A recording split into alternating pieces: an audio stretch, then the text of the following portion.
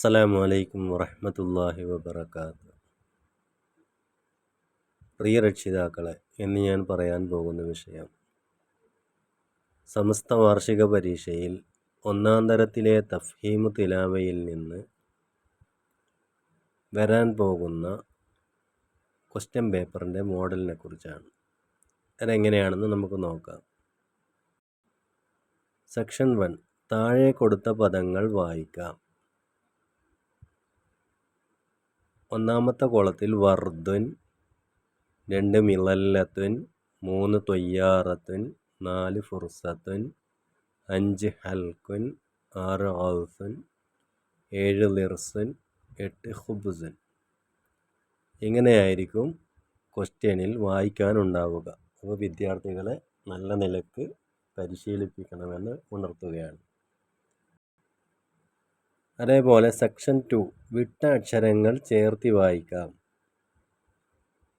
ഇവിടെ കോളത്തിൽ ഒരക്ഷരം വിട്ടുപോയിട്ടുണ്ട്.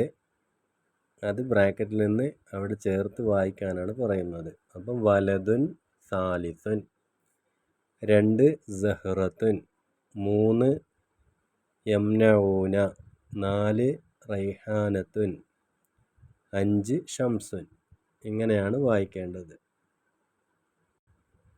ഇനി ഉദാഹരണത്തിൽ കാണിച്ച പോലെ അക്ഷരങ്ങൾ വേർതിരിച്ചെഴുതാം. കിതാബത്താണിത്, എഴുതാനാണ് പറയുന്നത്. മുകളിൽ പറഞ്ഞത് വായിക്കാനാണ് ഉള്ളത്. ഇതിൻ്റെ മറുവശത്ത് എഴുതാനായി. അപ്പോൾ വിദ്യാർത്ഥികൾക്ക് പെൻസിലും എറേസറൊക്കെ കൊടുത്തു വിടുക.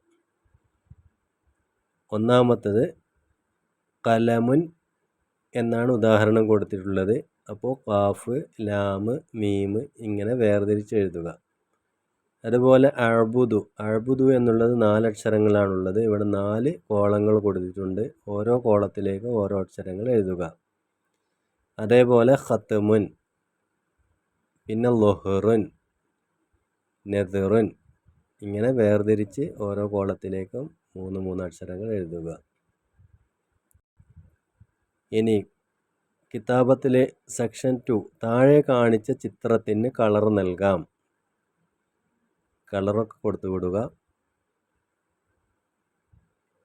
താഴെ കൊടുത്തിട്ടുള്ളത് മിളല്ലത്തിൻ, കൊടയാണ്, അതിന് കളർ ചെയ്യുക. അതേപോലെ സഹറത്ത് എന്നുള്ളതിന് കളർ ചെയ്യുക. പിന്നെ മൂന്നാമത്തതിന് കളർ ചെയ്യുക. സെക്ഷൻ 3, ബോർഡിൽ നോക്കി എഴുതാം. ഈ പേപ്പറിൽ ബോർഡ് കൊടുത്തിട്ടുണ്ട്. ആ ബോർഡിലുള്ളതുപോലെ ഇപ്പുറത്തെ കോളത്തിലേക്ക് എഴുതാനാണ് പറയുന്നത്. ദുൽഖഅദ എന്നുണ്ട്, ഷഅബാനും ഉണ്ട്, യൗമുൽ അഹദ് എന്നുമുണ്ട്. ഇത്രയും കാര്യങ്ങളാണ് തഫ്ഹീമു തിലാവയിൽ വായനയും എഴുത്തിലും ക്വസ്റ്റ്യനായി വന്നിട്ടുള്ളത്.